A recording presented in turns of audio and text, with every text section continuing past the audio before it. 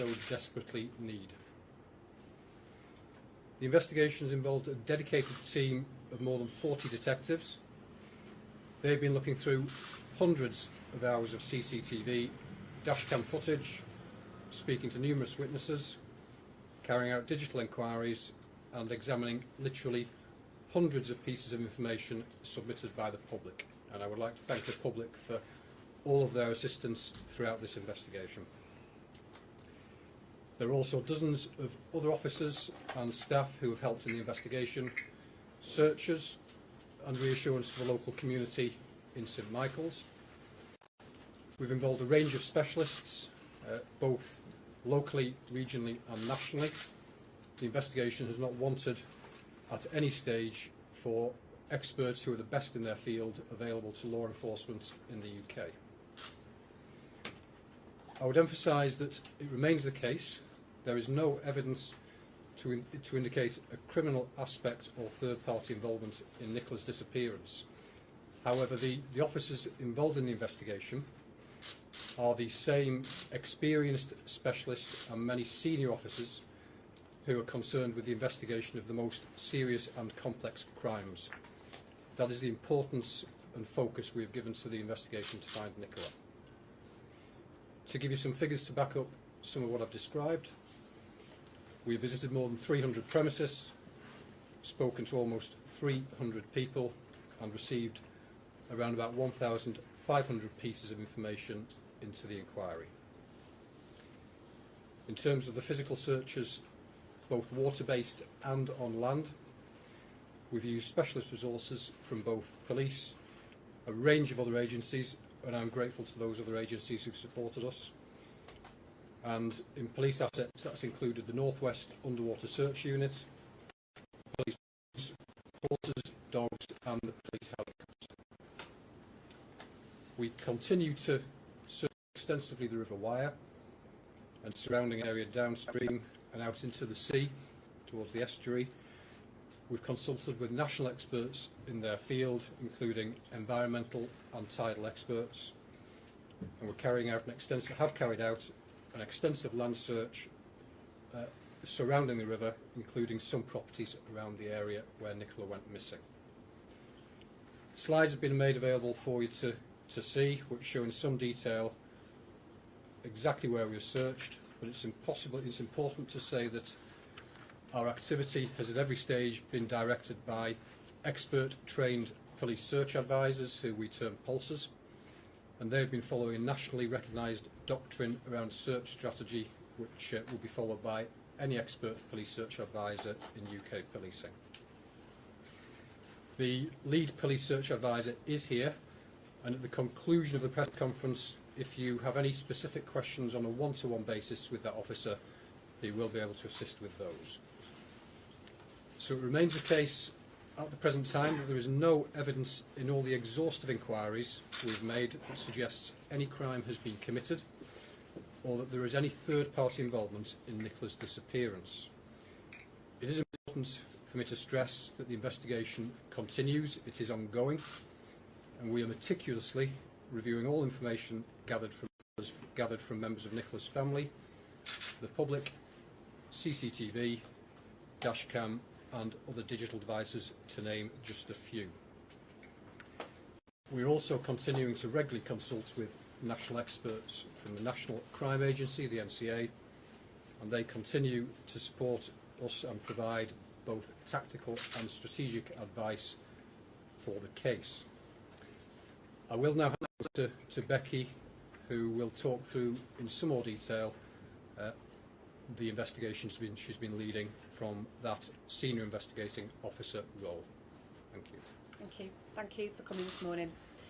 So, I'll firstly take you through the incident that led up to Nicola being reported missing. I'll go through a timeline of events for you, followed by a number of topic areas that I believe are of interest to you. Also going on to a couple of areas that have been highlighted in the press, which I want to explain in detail.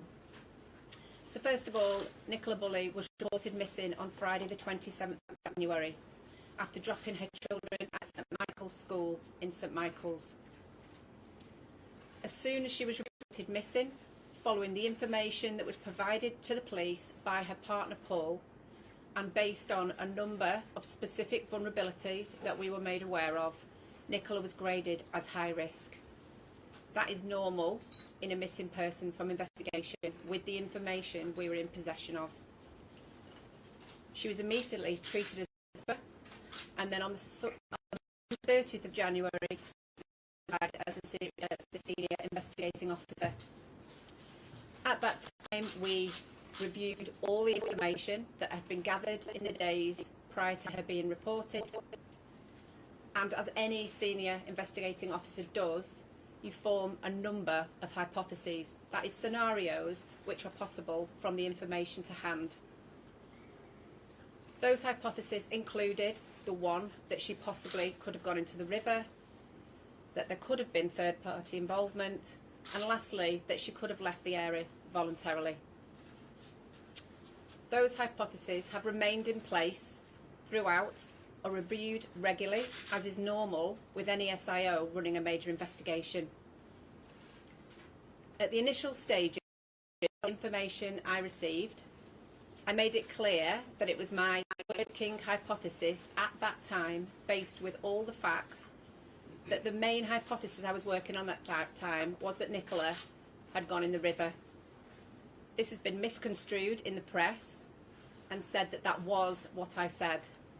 I said that was my main working hypothesis at that time, and that remains my main working hypothesis. It's clear to see that the amount of effort, hours worked, resources that we've put into this investigation, that we have always been open-minded.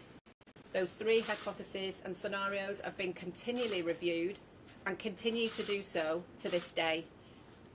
But as Mr. Dawson has said, at the minute, with the information that we have received and reviewed, there is not a single piece of information or evidence to suggest that there is any third-party involvement in this investigation. And that continues and will continue to do so until we have reviewed all the information received. So in terms of the actual timeline, Nicola Bulley dropped her children off at school at about 8:40 on Friday the 27th of January. That was normal, and she then proceeded, after chatting to a couple of people in the school yard, walked up Garstang Road and onto the river path over an iron bridge that takes you to these fields. We know that because there are witnesses who have identified her, and also from her phone data. We know that Nicola entered the field and made a couple of messages on her mobile phone, one to her boss and one to a friend, making arrangements for a play date for her children. And at 9:01, we know she logged into a work call on Teams. Again, there has been lots of speculation about this. This was a perfectly normal call for Nicola to have. It was work-related. She would never have had the microphone or camera on because it was more of an informative session. She didn't need to sign into it. She did so to enable her with her business. So I know there have been inquiries as to whether anybody else on the Teams call would have been able to hear or provide us with any information. I can assure you from the outset that was investigated thoroughly, and that is not the case. We know at this time that there were a number of dog walkers in the area, and we've been extremely fortunate from the very start of this inquiry to have a number of witnesses, key witnesses, who know Nicola. So there is no miscommunication about the identification of who is in that field. And also, we've viewed a substantial amount of CCTV. Again, whilst we can't cover the whole area with CCTV, we've been really fortunate in that we've had a lot, which has really been able to help us in pin down both Nicola's movements and also the movements of key witnesses, which is why we were able to give a timeline of events quite quickly, but reiterating that we were remaining open-minded to all those scenarios. So Nicola was last seen in the field, which we've called Upper Field, at about 9:10 that morning. At that time, everything seemed normal. She was walking dog Willow, who was off the lead. And again, a number of issues and inconsistencies have been raised in relation to Willow and her harness. it was really normal for Willow not to happen. Harness would be taken off Willow and the field, and would only be put back on to leave the field. So at approximately 9:10, that knows her had the last sighting, and that was at the upper field. When I say an approximate time, it is that, but we are basing that on obviously the times that we can say that witness left the field. So I'm quite confident it is around that time. We then know from digital data that at some time around 9:20, we believe that Nicola's handset had moved towards the bench area. Again, there have been questions raised about her phone, whether that would have been in her possession when whatever happened has happened. But again, I'd just like to point her out that it's really normal for Nicola, when in a Teams call, to be holding her phone out in front of her, listening to it. And we can say, from a witness that knows her that morning, that is what she was doing. So that would explain why she doesn't have her phone in her pocket, as I know a number of people have raised. We then know at about 9:33, a local dog walker who is walking a dog comes across the bench and finds Willow untied, running between the bench and the gate. The mobile phone is on the bench, face upwards, still logged into the Teams call, and Willow's harness is halfway between the bench and the riverside. That witness makes a number, before returning home, she then returns and makes a number of phone calls to people, because at that point she doesn't know who the dog belongs to or who the phone belongs to, and doesn't know how to get in touch with people. She makes a number of inquiries with a local vet who can't assist her, and following a number of inquiries, eventually people return to the bench, recover the handset and Willow, and we find out that obviously they belong to Nicola. The alarm is then raised with the local school, who then in turn contact Paul, Nicola's partner, who then makes to the scene. Just moving on to CCTV, like I've said, we are really fortunate in this inquiry that we've been able to narrow down a lot of the witnesses in the area's movements, and to some extent Nicola's, but we can't complete that totally. The area at the top of the field, Rowan Water, has CCTV that covers the gate and the front of the site. That's working. The site managers have been cooperating with us and so supportive of this investigation at every stage. And we can say that Nicola has not entered that area or left. We can also say that nobody that we haven't traced and has left or entered Rowan Water. The second point on CCTV is Allotment Lane. Again, we've been really, really fortunate, despite it being such a rural area, that we've got numerous sites of CCTV on that road. And that is why we can be confident that Nicola has not gone down that road. Unfortunately, the main entrance to the fields is by the river path, as we refer to it. And that river path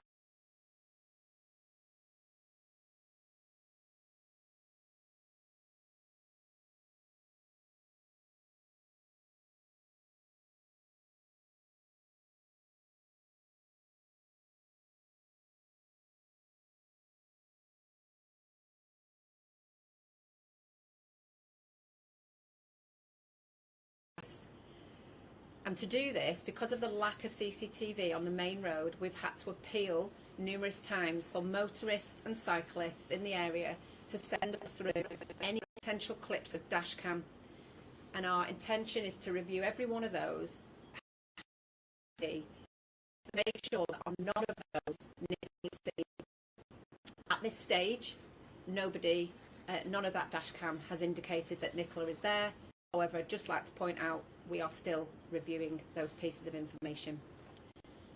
What I can say, which we've established only yesterday, was that if Nicola had left led out to the river path and turned right, she has not reached the Great Pub. And we can say that because we have CCTV covering both sides of that pavement. So moving on to Nicola's phone, I've talked to you about the discrepancies that have been flagged up with the Teams call, whether she would have had that in front of her, whether she would have had it in a pocket. And we can say with confidence that Nicola that morning, whilst logged into her Teams call, had the phone out in front of her listening to that call.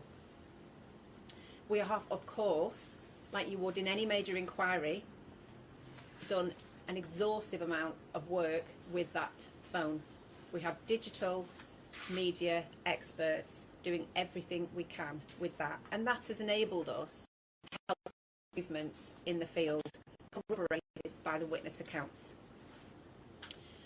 Moving on to the Fitbit, as I know this has been of interest, unfortunately, despite many technicians and specialists looking at this, there is no further information that we can gain from that because it hadn't been synced for a number of days. Just in relation to digital inquiries, there is further work that we are doing on Nicola's social media accounts this morning. The family are totally aware of this, but this work that we're doing might show Nicola as being online. I want to make this really clear. We have control of this phone. This will be the police that is doing these inquiries, and that nobody needs to be concerned or to contact the incident room in relation to this.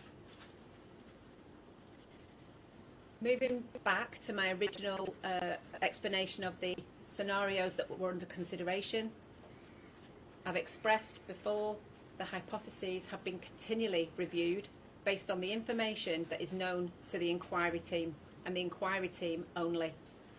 Whilst other people may speculate and spread rumours, there is no evidence whatsoever or information, and there has been a vast amount reviewed, I can assure you, in the last almost 3 weeks to suggest any third-party involvement or Nicola leaving that field. However, this is an ongoing inquiry. We've got a large dedicated team, and as you can imagine, vast amount of information, some relevant and some not, coming in on a daily basis.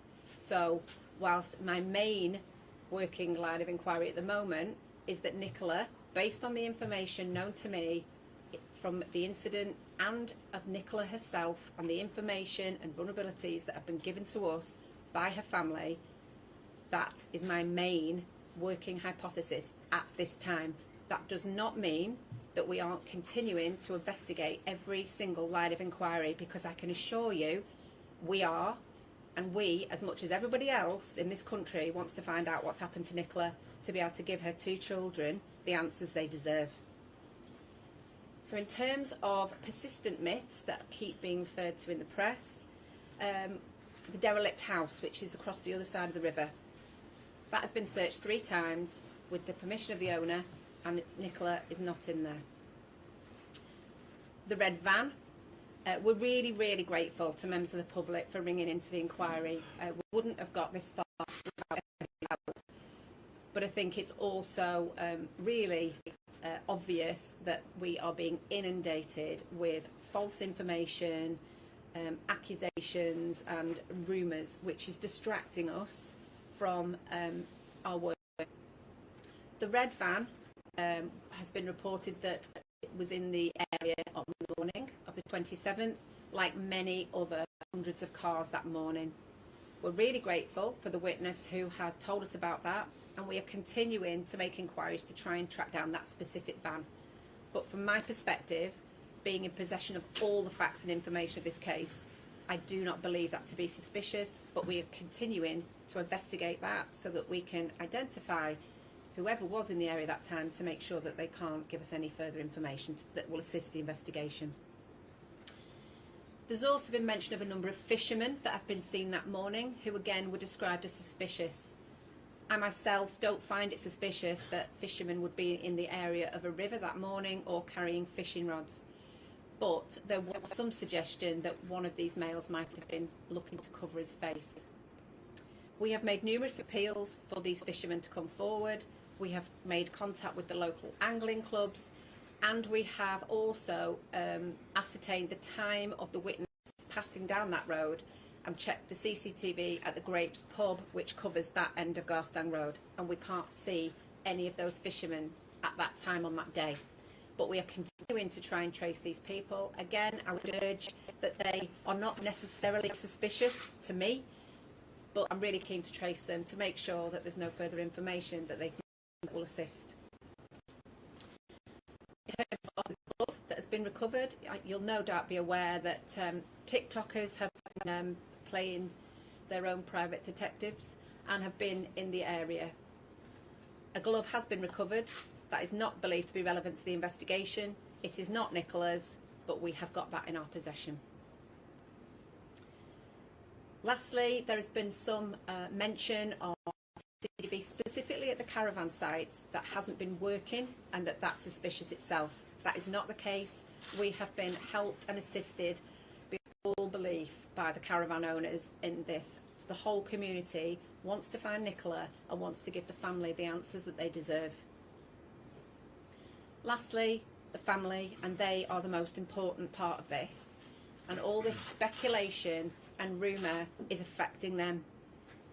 They've got a loving daughter, sister, partner and mother who is missing, and that is my priority and the priority of the investigation team, and always has. And we can't be detracted from that.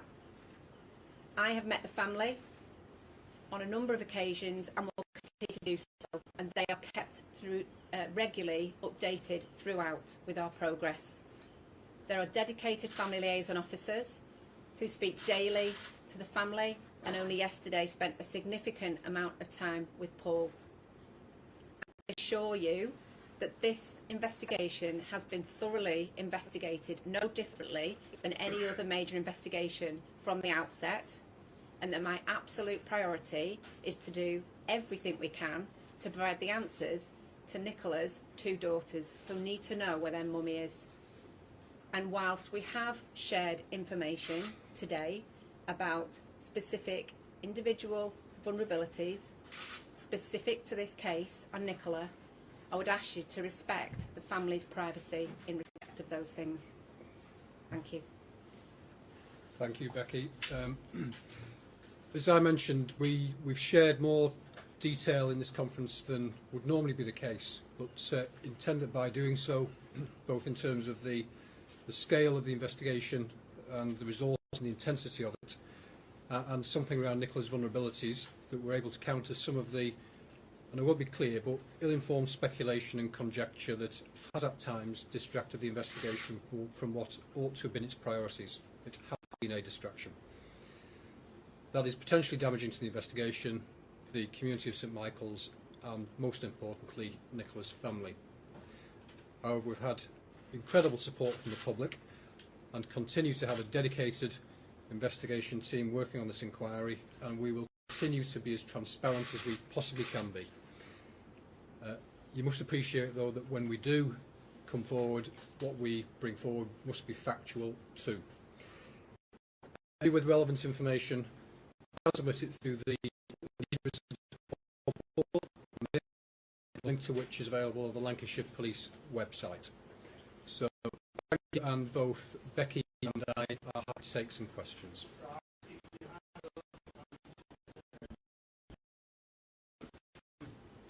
Hi there, Detective Superintendent. Can you just give us a bit more information about what his partner told you about her vulnerabilities, and why was it that you had to then identify her as high risk? And also, this is the 20th day that Nicola Bulley. How confident are you and your team that you will find her alive? Okay, so firstly, to cover the information about Paul, it's normal in any missing person investigation that you obviously gather as much information at every stage about the person in question, which is no different, and we did that with Paul. I'm not going to go into the details of those individual vulnerabilities. I've asked you to respect the family who are going through unimaginable pain and distress at this moment, but those vulnerabilities based our decision making in terms of grading Nicola as high risk, and have continued to form part of my investigation throughout. In terms of, sorry, what was the second part to your question? It's the 20th day since Absolutely. Nicola has been missing. How confident are you and your team that you'll find Nicola Bulley alive? I hope with all my heart that we find Nicola Bulley alive, more than anything. How confident are you? I have told you that my working hypothesis is at the moment, through all the information that we have gathered, that the likelihood is that Nicola has unfortunately gone in the river. However, I have to stress this because this has been continually misconstrued. I cannot be 100% certain of that at the minute because we are continuing. It's a live investigation and there is always information coming in. But we are in the 20th day. We have had a thorough, dedicated, meticulous investigation, and there is not one single piece of information that has come to note that would suggest that Nicola has left those fields. Matt Drake, ITV Good Morning Britain. Two questions. First of all, can we confirm whether Nicola was wearing a headset at the time she was No, she wasn't. So she wasn't listening to it directly? Yes. Secondly, as you come to the end, onto the Iron Bridge, and you turn left, so right, you say Yes. that's been covered off Yes. by CCTV. Yes. Are we saying that to the left is a busy spot, and if so, how far down? There's no CCTV there, I take it, that's been recovered. Not on that main road. I can't give you specifics of exactly how many sites, but we were basically scoping off all as you turn left, Yeah. patrolling all that area for any CCTV we have got, but the main road, that area there, isn't covered, unfortunately. So from the Iron Bridge, to the school, if you will, Yes.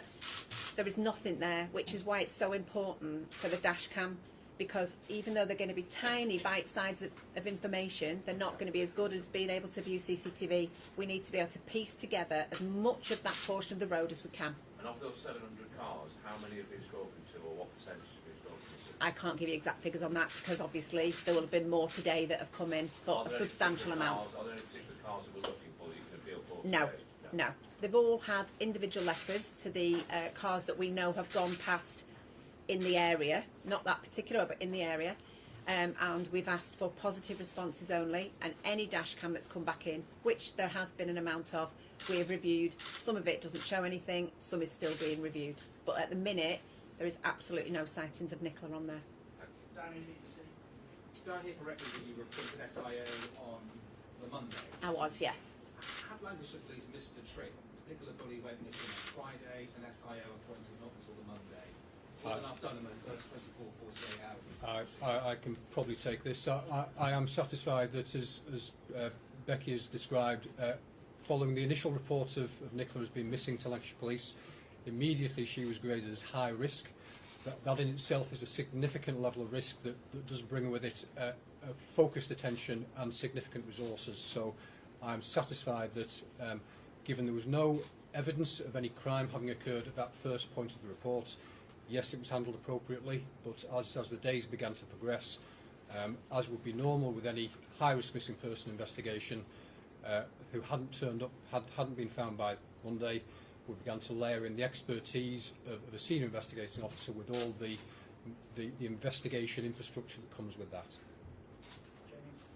Jamie Williamson from Bauer Media. It took Peter Folding and SGI 3 days to determine that Nicky wasn't in that Lancashire River. How long will it take the Lancashire Police, and how long will you continue searching the River Wye until you come to the same determination?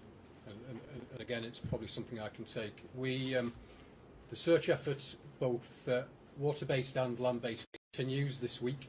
There are police assets, including underwater search officers, continuing that exercise this week. Water is an inherently challenging medium to search, and the River Wye is tidal and flows out into the estuary near Cockerham Sands, and parts of the river have been searched repeatedly because of the shifting water patterns and tidal nature of it. We've taken the best expertise from people who are experts in the field around coastal movement of water and movement of water on inland waterways. I retain all hope, but the reality is there will be a point at which I need to review, in conjunction with Becky as the SIO and the search managers, the extent and proportionality of continuing to deploy significant search resources around the River Wye and on the land-based options we have there. So for this week, the search effort is continuing. There will be a point in the days ahead where I do need to review that. Nicola BBC. Social media video makers and wannabe detectives, have they been an annoyance or a hindrance in the inquiry? Take that if you want. Yes, it has significantly distracted the investigation. In 29 years police service, I've never seen anything like it. Some of it's been quite shocking and really hurtful to the family. Obviously, we can't disregard anything, and we've reviewed everything that's come in, but of course it has distracted us significantly. But as long as we are prioritising, which we do constantly, on the information that's coming in, that will not distract us from the priority actions that we have been completing.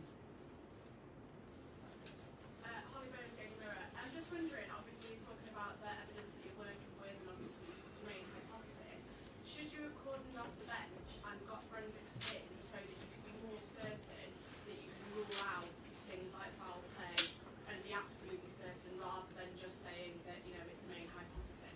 Yeah, I understand why you would ask that. But at the end of the day, it was treated as a high risk missing from home immediately, and the officers that dealt with it in those days had the land searched immediately, which included the area around the bench. Is it not significant that Willow was running between the bench and the gate, not the bench and the water's edge? I mean, I don't expect to be an expert on dog behaviour. And I'm not either. But what do you make of that? What have you consulted on that? We have consulted people, and we're ongoing with consulting people, but obviously I can't speak to the dog, and all we can say is that he was running backward and forwards, and he was still in the area where Nicola's possessions were, and that's all I can say. But was more interested in the gate and the path leading away from there than the actual water? At that time, when the witness found Willow was between the bench and the gate, however, I have to point out the dog could have got out from there. We'll take one more question, please, everybody. Oliver Whitford-Mircic from Talk TV. Has the Police and Crime Commissioner had a meeting to voice any of his concerns surrounding this? The Police and Crime Commissioner has been kept apprised, but the constabulary has operational independence and has been carrying out the investigation, and information stays with the investigation. That's the nature of policing. Just given I've said one more question, and I'll just give it to Nick to bring one more in. Thank you. Thank you. Hannah Elephant from the Sunday Times. You've outlined what you've done so far, which is great and really helpful. Thank you. But are you able to talk us through sort of what your plan might be, where the investigation will go in the coming week or so, and also what impact is this having on Lancashire Police resources, and when do you think you may, you may look at scaling it down? And just one final point. I know you said you weren't going to elaborate on the vulnerabilities, but I've had 3 text messages in the past 5 minutes asking what they are and what that's about.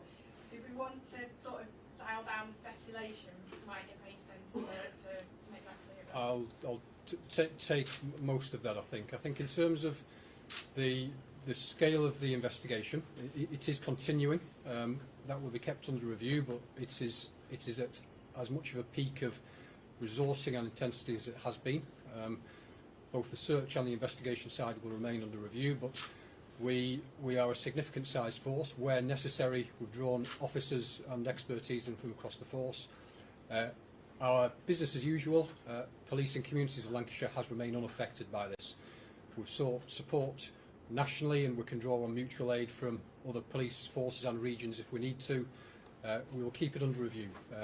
Becky is an experienced senior investigating officer and will continue to follow the evidence, the facts objectively, as any SIO would do. In terms of the vulnerabilities, I feel we've said as much as we can about that. It is personal, private information known to the investigation, but foremost in our thoughts, in addition to the integrity of the investigation, is the privacy of Nicola's family. So we've said as much as we can with that. So regrettably, we can't take any more questions. Thank you very much, but I do thank you for your attention today. Thank you very much.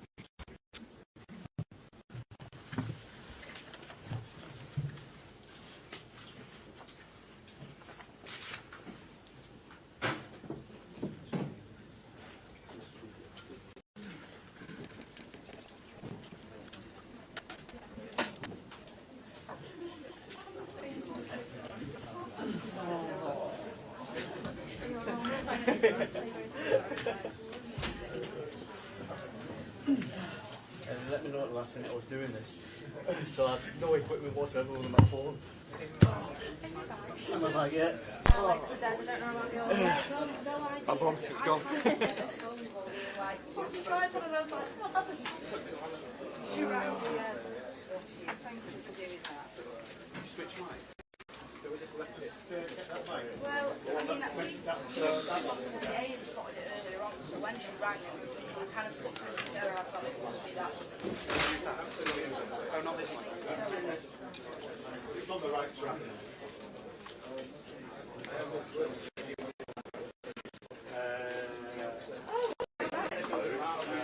Oh, probably. Yep.